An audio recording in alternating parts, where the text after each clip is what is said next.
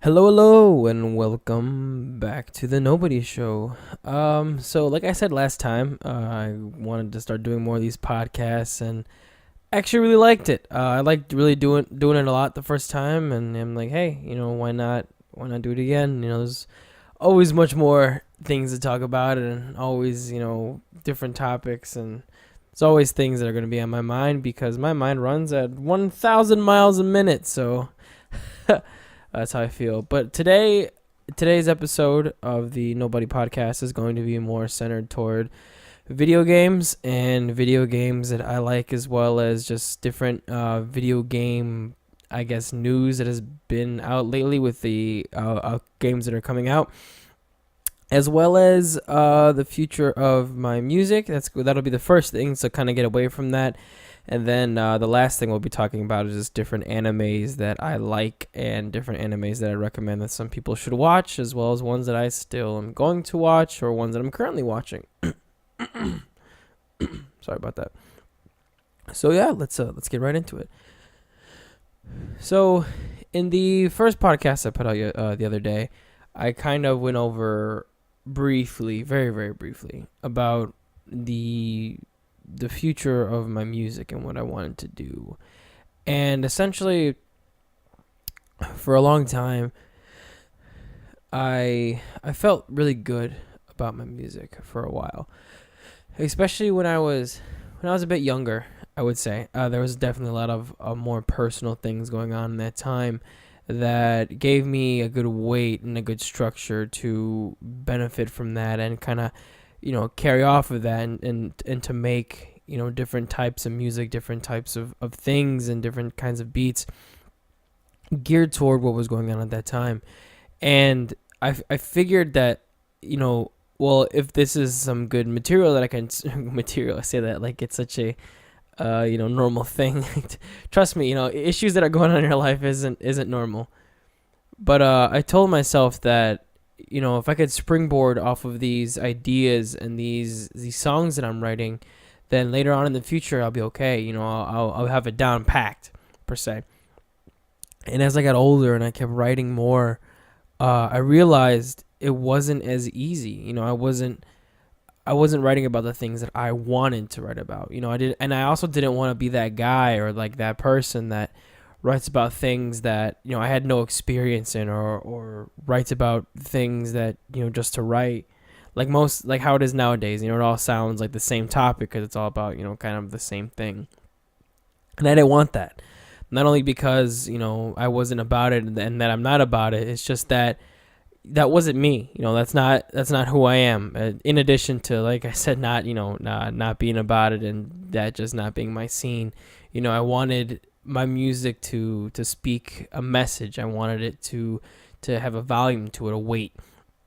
And I wanted it to be a chapter of my life. Like I explained in the last video who the persona of Nobody is, and I wanted each track to be another story or another chapter in the book of Nobody per se, to get to know that character more, what I'm going through, the different things that are happening, as well as my personal psyche, like my take on it, just how I see things from my viewpoint. And as I got older, like I said, that wasn't there anymore. And I started to kind of just, I guess, lose touch with it. I started to kind of having to force myself to write things that I didn't necessarily want to write about. And none of it just felt organic. It didn't feel genuine. Like I didn't want to write what I was writing. I didn't want to rap what I was rapping. But I just knew I wanted to write something, and I felt like, hey, this is close enough. I'm good. This is fine. But in my heart, it didn't feel okay. And I feel like that was portrayed through a lot of the later things that I came out with, rather than when I first started toward the middle of it. So I told myself, after a while, I'm like, I need to kind of, take a step back. I'm forcing this. I'm setting deadlines for things, and putting it on social media, telling people, yeah, it's gonna come out this day, and knowing that life gets in the way, and recording takes a long time, and so does writing and getting ideas, and there's other nights you just don't want to write, and And I was kind of fooling myself per se. And so I told myself, I'm like, hey, I need to take a step back from this. I need to stop writing. I need to get new ideas. I need to take my time like I did, and I wasn't. And so it's kind of where it's been. I haven't written anything in a long time. I haven't recorded anything in a long time. Nothing like that.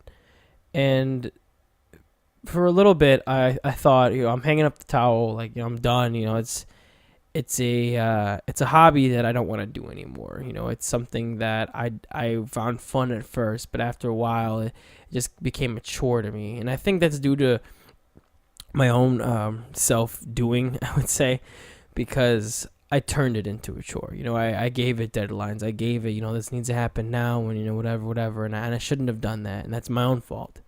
I am to blame for that. But lately,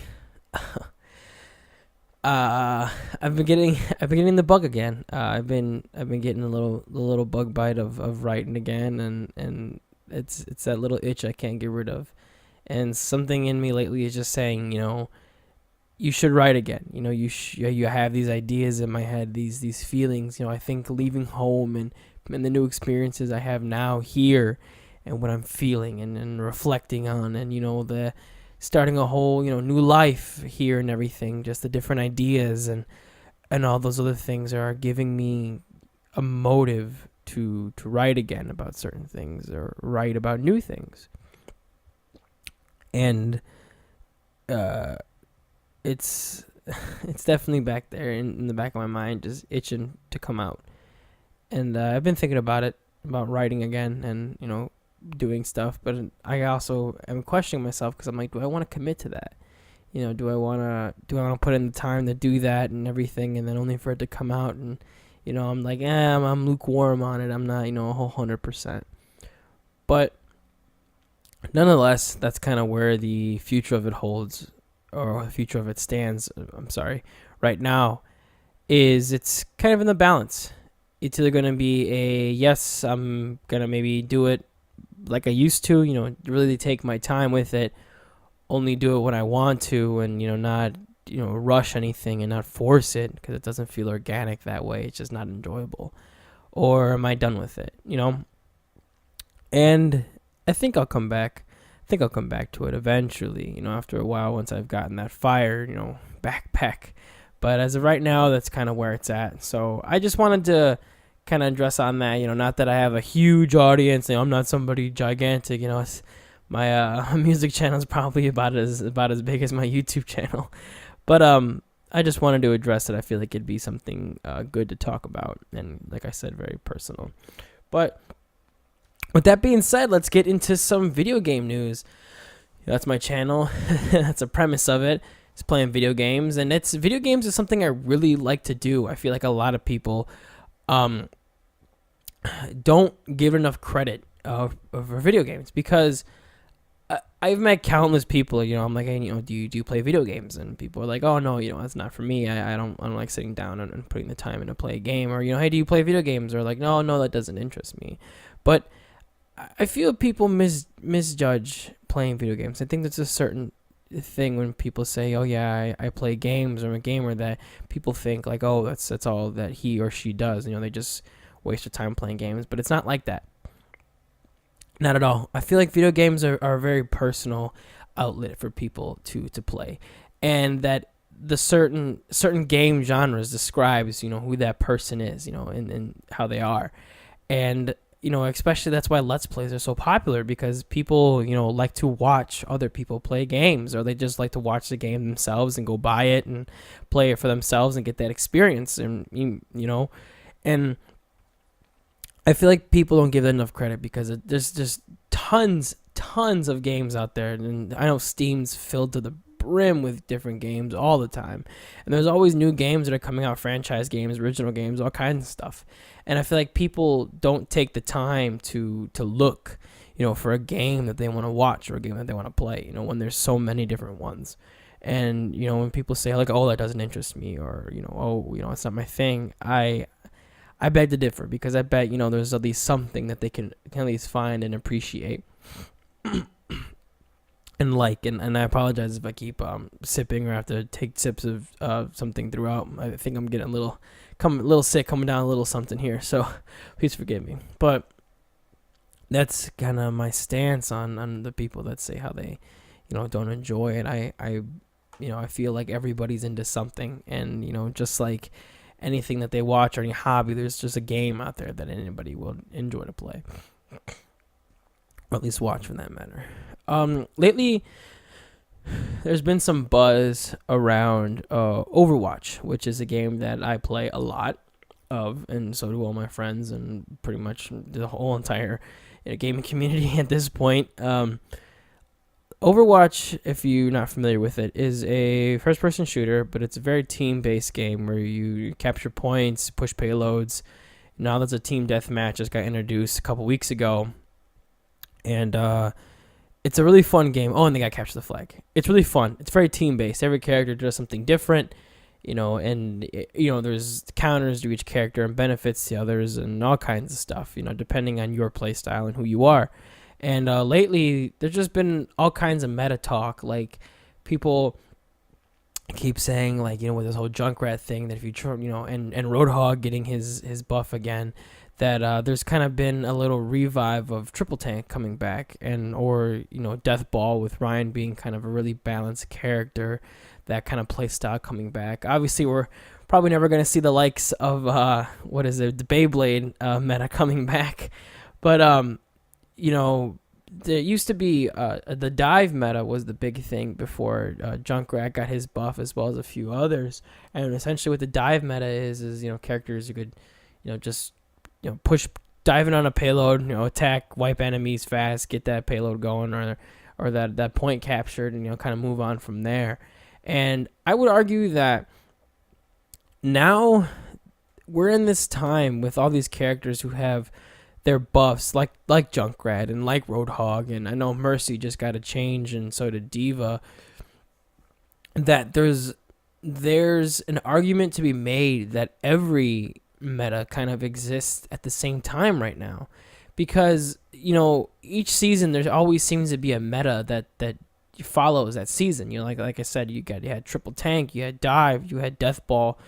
Back when things were kind of first starting. Now you had the Beyblade meta. As funny as it sounds, it's a thing, and I feel like now there's a certain slower pace to the game, with every character being how they are. You can't just run and gun anymore. There's different tactics you have to implement into the way you play now, and it's not just such a fast paced game anymore. It's more slow, more centered around, actual play style, instead of just, I'm going to, just jump my way in here. I'm going to diva ult this point, or, whatever, and wipe everyone. I mean, granted, not that doesn't happen, but I would argue it's not as easy now to do that. And back to what I was saying about all metas existing at once. We're in this kind of era where everything could kind of coexist. You could still run, a Triple Tank if you wanted to, on certain points. You can still run a dive meta with the right characters and people with the right play style. Beyblade, obviously you can't do that. There's even little remnants of Death Ball you can, bring back. And it's, I think it's really good that we have that now. It's not just a certain, stick to, we need to have, this is the meta right now. We need to play this. We need to do that. No, I feel like with good mix-ups and good, maybe half meta this, half, Triple Tank, half, dive, anything like that, you could come up with these new, metas that come out of those original ones. And I think that's awesome, because for a while, Roadhog was, going through nerf hell. Like, he was buffed way back in the day. He was pretty much unstoppable, and the one-shot kills all day, which bring back the one-shot hog. I love one-shot hog. If you can't tell, I did play Roadhog, but that's unfair. I know it is, and just a lot of people would really hate that. Granted, if you can still kind of do it if you really tried, But now with his defensive buff, he's kind of back and he's playable again. And with Junkrat getting an extra mine and being able to kind of fly through the air now, it's scary to hear fire in the hole coming, or see a Junkrat just flying to the sky.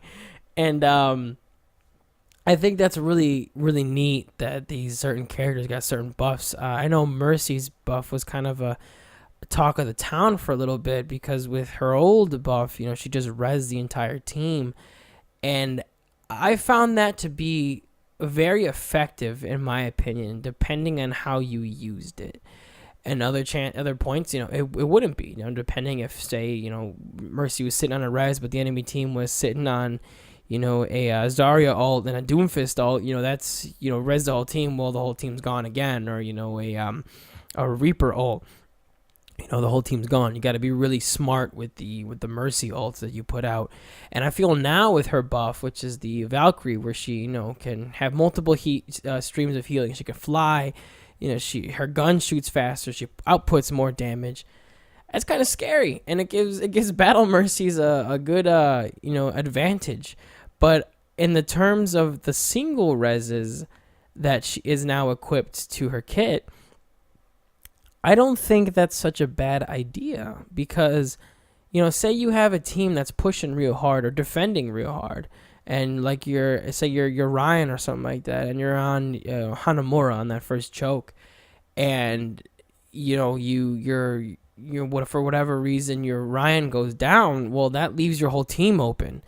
And with that Mercy res now that you have, just that single res, if you could just bring back that Ryan, well, then you kind of inadvertently shut down the enemy team's push.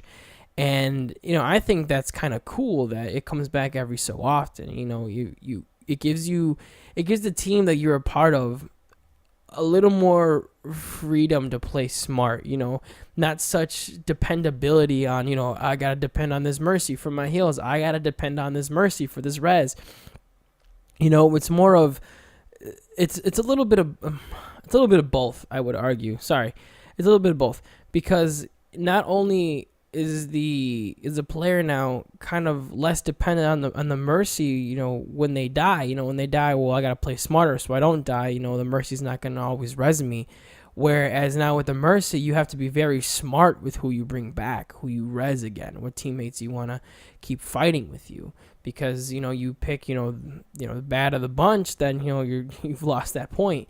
And I feel that that's very, very effective in furthering smart play amongst players, because, like I said, it gives the Mercy kind of more of an independence where they have to be very smart with how they play it. And it also gives the players who are on the same team as Mercy a push to be more smart when they play as well, and not always die all the time. So I feel that that's kind of a cool buff. I love Junkrat's new buff with his 2 mines. Everyone's screaming OP, OP. Any buff that happens, everyone's going to scream OP, OP. It doesn't matter. Now, I would say maybe nerf the damage on his mines a little bit. Granted, that's fair. But the speed of the Riptire, I think, is just fine. And the 2 mines, I think, works great, because whereas before, sure, you had Junkrat and you couldn't really get a one shot or a kill unless you lock someone in the bear trap, mined them, and then shot them. That's kind of, in that time, if you're fighting, a Reaper, Reapers get caught in there, you bear trap them, mine them, and then go to shoot him. Well, in that time that he got shot, he could either, phase out of it or kill you, headshot you. So I think the 2 mines is a great addition to Junkrat's kit, and just makes him so much more viable and so much more dangerous. And his Riptire speed, I think, is also good, because before, a lot of the ults were getting so just used to by the community, or like repetitive. Every time you hit a fire in the hole, everyone would just kind of back to back to back be on the lookout. Where's this Riptire at? And shoot it down right before it gets to you. And that's always happened a lot with any player. I've done it numerous times as a Lucio, and that's not fair to Junkrat players, when they get this, I got a chance for a team wipe, or even like 3 kills, or hell, even 1. And, people would just anticipate it. They'd shoot it down before it got anywhere near where they were gonna kill the team, or even right before they're gonna detonate it. And I think now with the speed that it has, it just makes it so dangerous, because whereas before you're like, where's it at? I'm gonna shoot it out of the sky. Now it's like, I don't know where it's coming from. And I think that's pretty cool. Every other player's ults are kind of like that. And they're very, you pop them and they could just happen whenever they happen. And I feel that Junkrat's is very effective now. Moving away from Overwatch, I want to talk about something that's, I guess, I hold a little bit closer to my heart than Overwatch, and that's Injustice 2 and this whole guest character controversy. Excuse me for a second.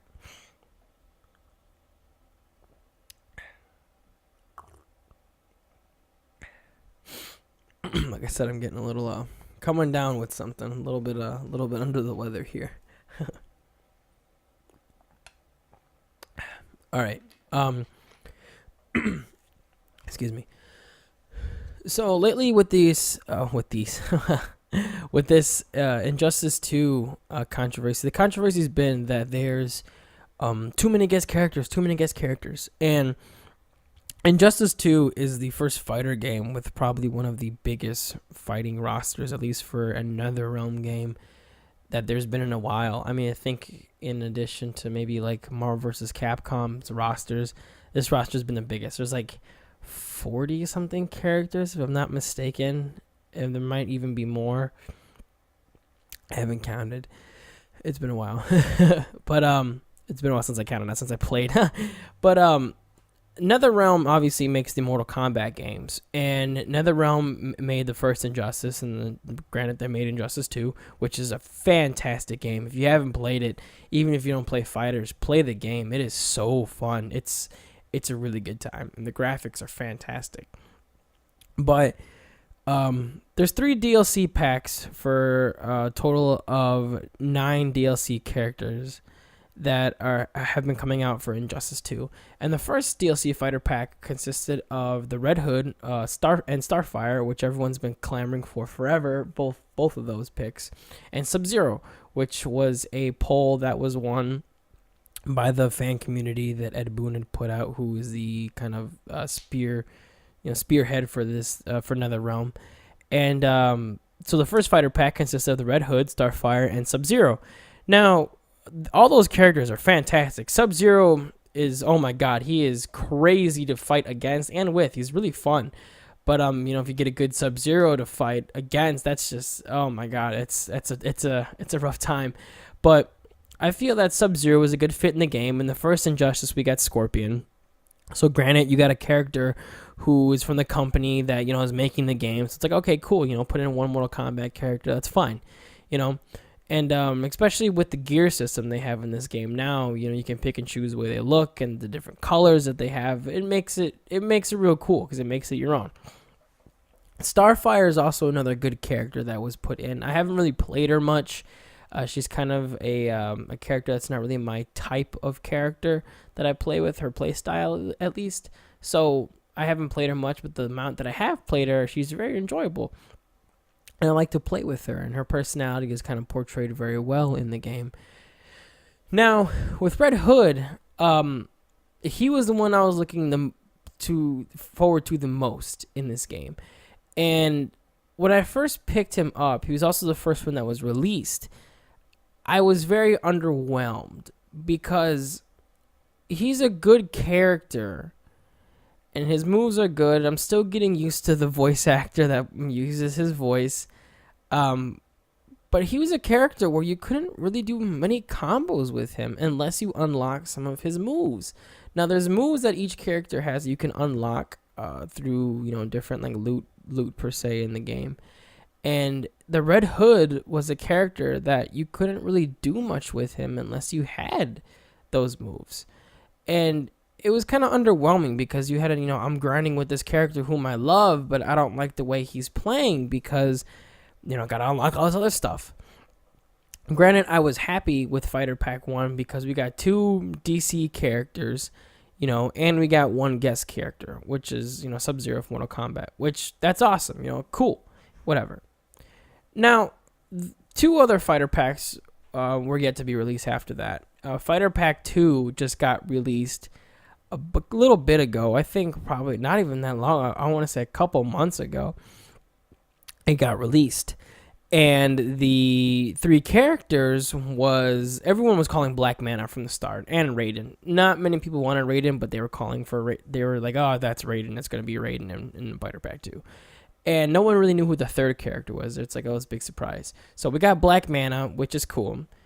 In addition to Black Mana, though, like everybody was saying, we did get Raiden from Mortal Kombat, but we also got a Hellboy. And that kind of threw everyone for a loop, especially myself, because I'm like, oh my god, holy crap, Hellboy, like, man, that's insane, especially in a DC game. And now Black Mana has come out, and he is so much fun to play. Oh my god, I can't tell you how fun he is. He's awesome. He's probably going to be one of my newer mains, but he is great. And everyone was kind of complaining that, you know, oh, too many guest characters. When so far, it's only been 3 guest characters. And, you know, when you have 3 DC characters, which it balances out. So maybe, you know, the 3rd fighter pack is, you know, 1 more guest character, all DC characters. And I've just seen everybody kind of complaining about, you know, guest characters in video games. Like, oh, there's too many guest characters in this DC game. You know, you have Raiden, and you have Sub-Zero. Now you have Hellboy. And personally, I don't care about it. With Hellboy, I was really excited when he came in because we've never seen I don't think there's ever been a rendition of Hellboy in any game. And, you know, he's going to be in Injustice 2, and that makes me really happy because he's such a different pick, you know, from outside of the ballpark. And, you know, especially being from Dark Horse, I like that. I like that he's this different, you know, not mainstream, you know, per se as much as Batman or anyone else, you know, character. And his character design is also really cool. He's a little cartoonish, but that's fine with me because that's how he is in the game. You know, he's very, very cartoonish, and how do I put it? His character rendition looks like he just came out of his own comic book. And that's what I like. Even if it clashes a little bit with the art style, I like it because that's who he is. And I like that it remained faithful like that. The voice actor who plays him is also great. And I just like that there is a comic book character in a comic book game. Granted, they're not from the same brand. I'm okay with that. That doesn't bother me. And everyone was really complaining about Raiden. They're like, well, nobody wanted Raiden in this game. Nobody wanted him. Like, why is he here? Blah, blah, blah. He wasn't even second in the character poll. When Ed Boon, who, like I said previously, is like kind of the figurehead for Injustice 2 and Mortal Kombat, he put out a poll that said, you know, what MK character would you like to see in Injustice 2? And Sub-Zero won that poll, and we got Sub-Zero in the game. But second place was Johnny Cage, and third was Raiden. Now, I'm a lover of Cage. I would love to see him in. I would have loved to see him in the game because I just love him, and I think his banter would have been hilarious with a lot of the characters. But granted, you know, we got Raiden, and I'm not too big on the, you know, I hate Raiden train. You know, I don't think he belongs in the game. I don't think that at all. I actually really appreciate that he's in the game because, you know, nonetheless, like, it's Raiden. That's, you know, and it doesn't bother me because when you have so many characters, you know, they could have had the chance to utilize that slot and put in another DC character, you know, whatever. But, you know, NetherRealm, Mortal Kombat, it only makes sense that with such a big roster, instead of one MK character, you know, we got another. And it doesn't bother me because I'm like, all right, well, I love Mortal Kombat. I like Injustice. Whatever. And plus, you know, everyone's saying like, oh, his character rendition doesn't look good, you know, whatever. We have the gear system now. We can put all kinds of different stuff on him. And so it's like you can, even if you don't like the way he looks, then change him. In addition to that, he got a Black Lightning Premier skin. How cool is that? Like, that is awesome. So, for those of you that's not for those of you that aren't familiar with what a premiere skin is, it's basically just it's another skin you put on your character that turns him into a different character. And with Raiden, we got Black Lightning, and that is cool. So, even if you don't like Raiden, just play as Black Lightning. So, whatever. But I personally don't care about guest characters in video games. I think that there's a lot of complaints about that, and people are like, I don't want this character in my game, blah, blah, blah. To me, as long as it makes sense and as long as it's enjoyable, why not? Why complain about it? I mean, granted, we're still getting a video game. You're still getting a DC game. If you don't want to play that character, then just don't pick them. So, don't buy him if you have to. It's that easy. You know what I mean? Like with Mortal Kombat X, the guest characters we got were a lot of MK characters, but the 4 that were guest characters was Jason Voorhees, Leatherface, Predator, and the Xenomorph, the alien. So I'm just like, that's awesome. That fits for this genre. Brutal characters that are bloody and crazy and can do all kinds of stuff. They belong in an MK game, with Injustice. It's a comic book fun fighter, All right, we got Sub-Zero, Raiden, Hellboy, Black Mana. They're fun characters who you can do a little more with, who can make for great gear pieces and good color palettes when it comes to skins. Why not? So that's kind of just how I feel about it. And I mean, granted, even every other game that has had a guest character, and I know the Soul Calibur games are really popular for putting in, 1 or 2 guest characters. Recently, Tekken 7 has Akuma as a guest character from Street Fighter, and they're gonna have Geese in as the next DLC I can't remember the name of the game right now. Josh, you're gonna kill me. I'm sorry if you're listening to this. King of Fighters. I believe he's from King of Fighters. But and that's fine. Like, it works, especially if you see it in game and you're playing it. It's awesome because Akuma looks cool and he fits in the story. Like, why wouldn't Akuma be a part of this world? Why wouldn't Geese be a part of this world? When you have a world with Heihachi in it, who's a super, powerful fighter, along with his, his son, and that storyline, why wouldn't you have Akuma? If it makes for a good play style, then do it. Like, that's awesome. It's always cool to see those cross reference, those crossovers, in different things. I mean, same thing with the Smash games. First we had all kinds of characters like that. We had the Pokemon characters all the time, and then, now there was Sonic was in there, and then we had, Snake, which bring back Snake. Why isn't Snake in the new Smash? Anyway, we had Snake in the game. Granted, that was a really different departure than, Sonic, but nonetheless, Snake is there. And then you had Cloud from the Final Fantasy series. You had Ryu from Street Fighter. Like, sure, they're weird picks, especially Snake, but I mean, it worked, and it was fun to play that. So, I don't think guest characters in video games are such a big deal. I mean, as long as they're fun to play, then why not? And if there was a more popular pick, then, I think that the popular pick should have been chosen over maybe some of the other ones that were picked out. But I mean, other than that, why not? That's just kind of my take on it. So moving away from video games and guest characters, I could talk about that all day. Let's move into the conversation of anime. Now, a lot of people don't watch anime. For those weeaboos that are out there, I applaud you. But a lot of people don't really watch anime because I think it's so different than what the majority of people are used to. A lot of people, usually just watch American, eyes cartoons per se, and a lot of that's fine. But some of the major cartoons that would be quote unquote Americanized, not most, but a few have originated from like animes, from Japan. And, sure, it's they're cartoons per se. If you really want to break it down, the style of it, it's animation. It's a cartoon. All right, but it doesn't matter. A lot of anime has a really good story to it.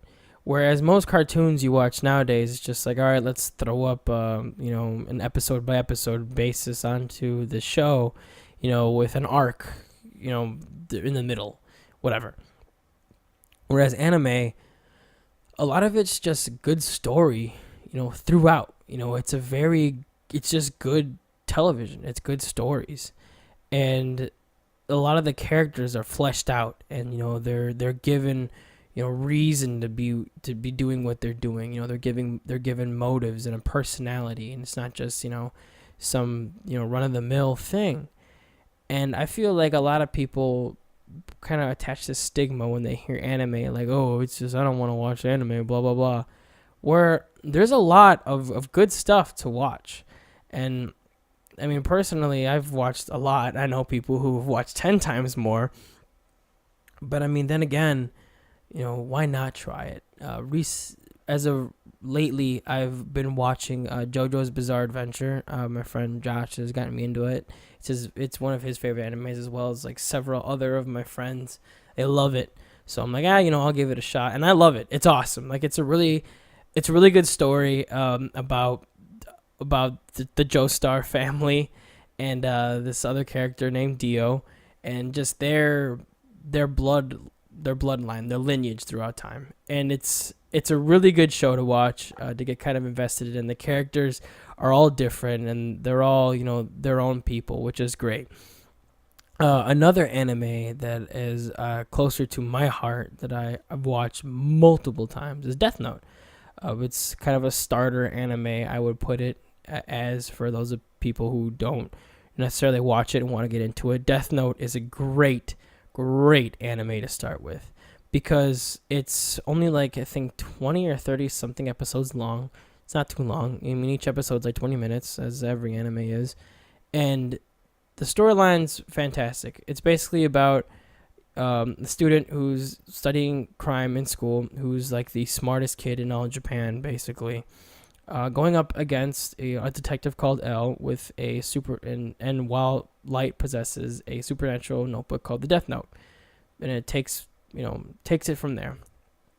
It's a super crazy story, lots of twists, lots of turns. The characters are very fleshed out, and it's awesome to see that they each have their motives and they function so differently, but yet the same. And it's just, it's really good. The storyline is really good, and the plot overall always stays throughout, and the tone always stays throughout. And I like that about that show. It's probably my favorite one. I know it's been done in Japan, and I know that they've also come out with several movies. I know that the American Death Note just came out on Netflix probably about a month ago, and that was botched. Let's just put it at that. That was super botched. Not even from an anime fan watching the movie, just as watching it as a movie in itself, away from that fandom, it's botched. It's a real just messed up, and it's not good. So I mean, Ryuk is good. William Dafoe is Ryuk, perfect. But everything else, no. So I could stay on that all day, but I'm gonna move past it. Some other anime that I really enjoy is the Naruto franchise. Now, I know a lot of people are like, oh, Naruto, blah, blah, blah. You watch that. I've been with Naruto since I was young. I remember I watched the first episode when it aired here in America. And I've been with it my whole life. I know it just ended a couple years ago. And it's nice to see just a storyline of a character from, at the time that's your age, and you're literally watching that character as you grow up and as they age as well, kind of growing up with you in a sense, and, gravitating to one character and just sticking with them and seeing how they flesh out. And I think that's really, really neat. Granted, it's a really long anime to get into. especially if you haven't watched it. So I do not recommend watching that one right off the bat. But if you did want to watch it later on after, I definitely would pick it up. Another anime that I watched that's really good is this anime called Psychopath. Psychopath is kind of reminds me of Death Note in a way. It's very gory and graphic. There's a lot of death, a lot of death, a lot of death scenes, and just a lot of drama that happens in the show. And it's really interesting. The main characters are cops, and it takes place kind of in this world where cops are kind of like, they kind of got like the Dread formula to them. They're judge, jury, and executioner, on the spot. Like, you either live or you die. And it's really interesting to see that because, all other crime is outlawed. Like, all other firearms and drugs and things like that is all illegal now. Nobody can have normal weapons except, the law. And kind of the villain, his name is Makashima. I think that's his name. He resorts to that kind of barbaric use, and from the show's perspective of weapons, he uses old guns, different tactics like that, and the police force isn't used to it, and so to see that dynamic played out is awesome, and it's really gut wrenching. At some times it hits you right in the gut, other times it's super action and hyper violent, and I love it. And the two main characters, Kogami and the girl, I forgot her name. It's great. And I love that the main character is a woman, because you don't see a lot in anime, at least, the protagonist is a woman. And in Psychopath, she's a very strong, smart woman that, figures things out and, actually uses her brain and logic and, takes down the bad guys. And I love seeing that because it's so different and it's such a different departure. So that's a fun one to watch too. On other ones that I've seen as well that I love, I've seen this anime called Death Parade. That's an interesting anime if you haven't watched that. Parasite's another good one that I've watched. I'm trying to think of some other ones. I've seen some episodes of My Hero Academia, which is really good too. Everyone says Dragon Ball, so why even mention that? Everybody knows what Dragon Ball is. It's the easiest one. I love anime. I watch Dragon Ball. Yeah, okay.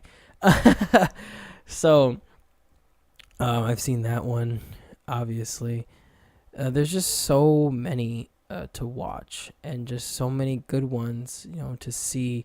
Granted, I've also seen some real bad ones. For those of you that do know what it is, School Days. Yes, moan in disgust. I have seen it multiple times. I have watched it, all of it. It's all bad, but I did it, and I do not feel any better for it.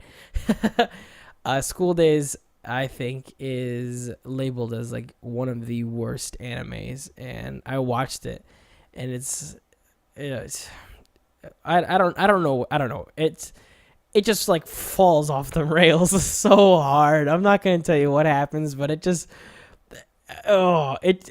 like one thing, and then it just abruptly makes a hard left turn into something completely different, and it's just like, what happened here? So that's just it's crazy. But I definitely say that to start, if you did want to get into anime or even watch a few that, like I said, Death Note is a really good starter to get into that. I've known multiple people who've watched it that love it, including myself. Death Note's a good one to start with. One Punch Man's a good one to start with. It's more on the comedy side of things, comedy superhero, and it's really funny. That's a good one to watch. Mob Psycho 100 is a good one to watch to start off with as well.